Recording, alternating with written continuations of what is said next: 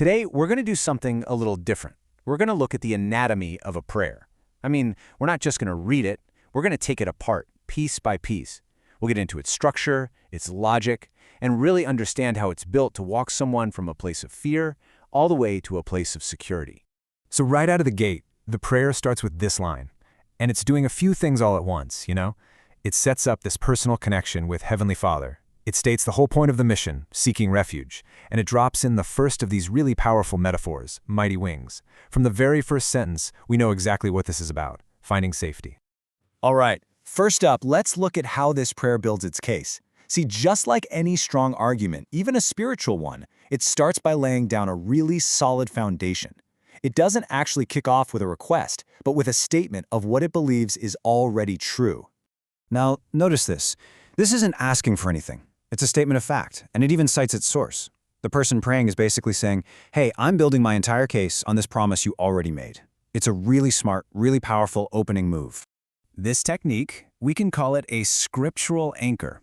It grounds the whole thing in something that's already established, something authoritative. It completely changes the game from just, wishful thinking into a confident claim. It's like saying, this isn't just a wish, it's based on a pre-existing contract.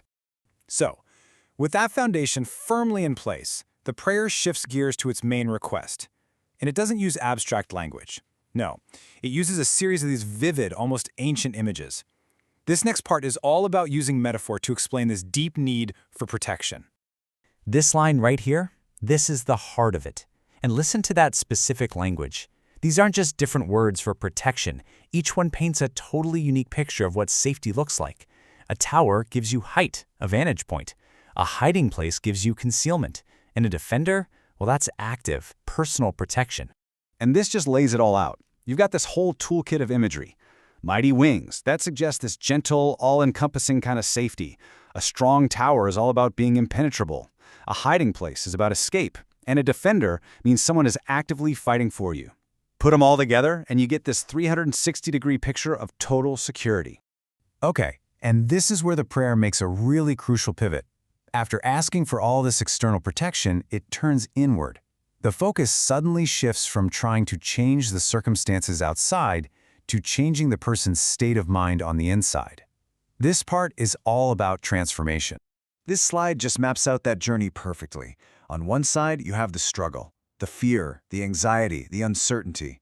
And on the other, you have the goal, faith, trust, and peace. It's this deliberate, conscious choice to say, I want to replace these negative feelings with these states of confidence. In this line, this is the engine that drives that whole internal shift. The request isn't for the future to be revealed or for the problems to disappear. Nope. The request is for the inner strength, the faith, to deal with the not knowing. It's a prayer for a change in your own perspective, not necessarily a change in your reality. So, if the goal is to get from fear to faith, what's the reason? What's the basis for that faith? Well, the prayer doesn't leave that up in the air. It actually spells out exactly why this trust is even possible. It points to specific qualities that make the source of this refuge reliable. The prayer basically says the confidence is built on these three pillars. It points to God's righteousness, kind of like a guarantee. It leans on His unfailing love as the emotional foundation, and it counts on His constant presence as the shield.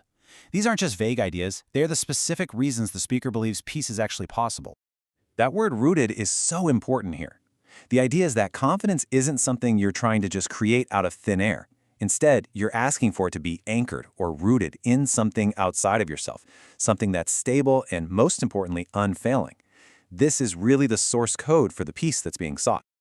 And that brings us to the end of the prayer's journey. We've gone from looking for refuge to defining what that refuge looks like, to asking for the internal mindset to match it, and now the prayer wraps up with this powerful declaration, basically affirming the very security it was looking for in the first place. This is such a critical distinction. The prayer doesn't end with a suggestion that all the challenges are just going to vanish. Not at all. It ends with a statement of security in the middle of the challenges. The goal isn't a life without storms. It's the deep, profound security you feel inside the fortress while the storm is raging outside. And there it is, the final resolution. The prayer started with seeking refuge, and now it ends with the confidence of knowing, you are my refuge. The journey is complete. The speaker isn't just hoping for safety anymore. They're declaring their intention to live from that place of safety. to walk boldly because of it. So, as we wrap this up, the structure here leaves us with a much bigger question, right? No matter what your personal beliefs are, the psychological blueprint here is pretty powerful. You start with a core belief, you use vivid images to define safety, and you consciously work to shift your inner state from fear to confidence.